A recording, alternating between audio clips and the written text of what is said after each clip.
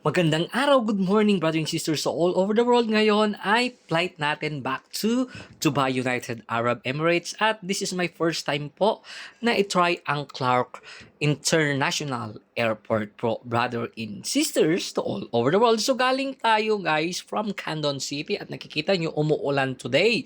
Ayan, sumakay tayo ng Partas from Candon City at ang ginawa ko po ay pumunta na ako dito sa stasyon po ng bus para mapabilis and finally we are already here in Clark Airport at first time ko nga po, ito ay nagtanong po tayo, meron tayong sakayan dito at KKB po ang pamasahiyan, ang binayad ko ay 200 pesos. At kung mag-isa ka, pwede din, pero depende po yan sa usapan nyo kung magkano ibabayad. Ayan. So anyway, this is my first time at Clark International Airport and I was truly impressed by the fast and efficient service. I really appreciate the excellent service.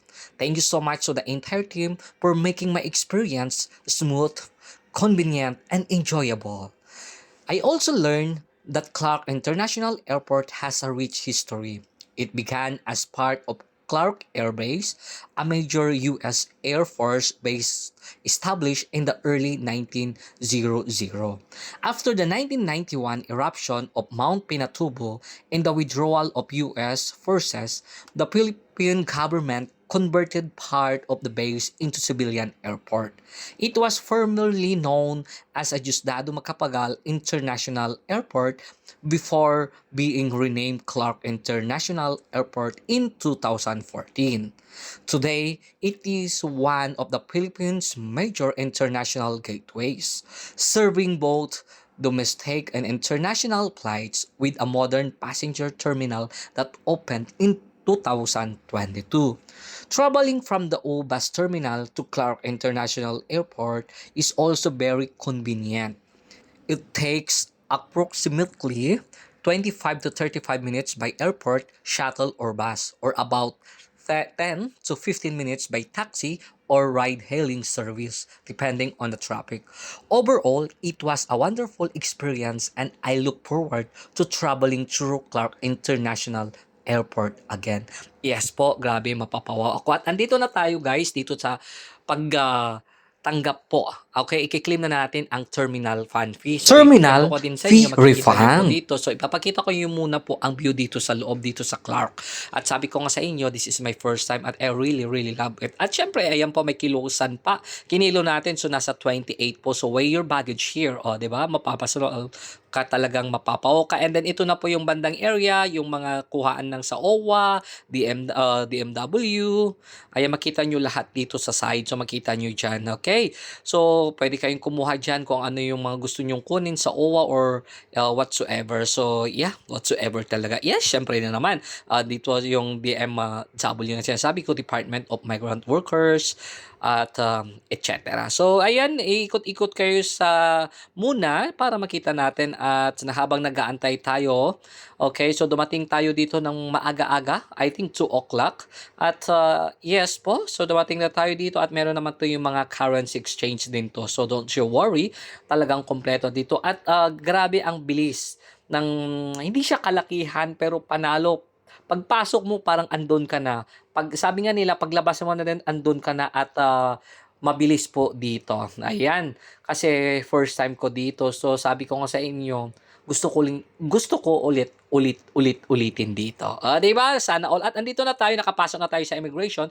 Pupunta na tayo dito sa terminal fee fund po sa kukunin natin ang kayamanan natin at ang nakuha po natin yan ay 830 pesos. So, terminal fee refund po, brother and sisters po. So, ito na guys, ayan, makita nyo yan, makita nyo dito sa bandang side na to. At ang kailangan po dito, brother and sisters to all over the world, ay syempre i-prepare po natin yung boarding pass, ticket, passport at OEC po. So, ito guys, ipakita ko.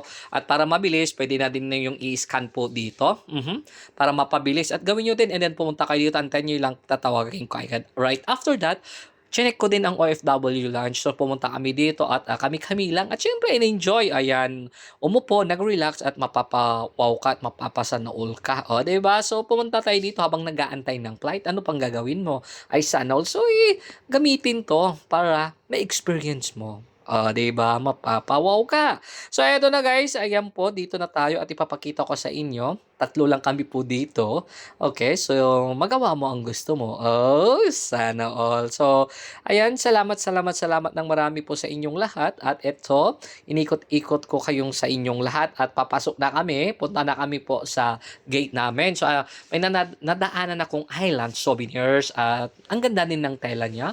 I really love it. Ayan, quality din po. So, napabili po tayo dito ng isa. Sana all at Clark Philippines, sa Pilipinas, sana all. Ay, ito na guys, maraming salamat mga brother and sisters for your always supporting me. At andito na tayo, papasok na tayo at palapit ng paglipad natin back to Dubai, United Arab Emirates. At ayan, tingnan na natin, panoorin natin. Ayan, dito na po sa loob ng eroplano. Papasok na tayo at tayo'y uupo at aalis na tayo dyan ng 8:55 in the evening. Diba? PM po yan. So, eto na guys. Pa-prepare na po kami at andito na kami sa eroplano. Syempre, nakaupo na at naka-ready na at ito na yung pagkain natin at nakadalawang kainan kami dyan. So, eto na guys, samahan nyo ako at kakain tayo. Syempre, super yummy, super sarap at I really love it din dito sa Emirates Airline at first time ko. Grabe, wala akong masabi. I really love it. Their service, grabe. Sobrang-sobra na. At andito na tayo sa taas at makita nyo ang view. Ayan, at palapit na tayo at maglalanding na po tayo dito sa Dubai, United Arab Emirates. Welcome to Dubai. Ayan, ang pagbabalik. Maraming salamat, Emirates Island. Thank you so much. Grabe. At eto na guys, nag-transfer po tayo, pagbag-bus po tayo at pupunta na tayo sa airport. Immigration. Ating baggage po. Ayan. Diba? Kahit wala kayo dito, nakita niyo. So, eto na guys. I'm waiting na po yung luggage. Maraming salamat and see you again in our next vlog. Thank you so much, Emirates Airline.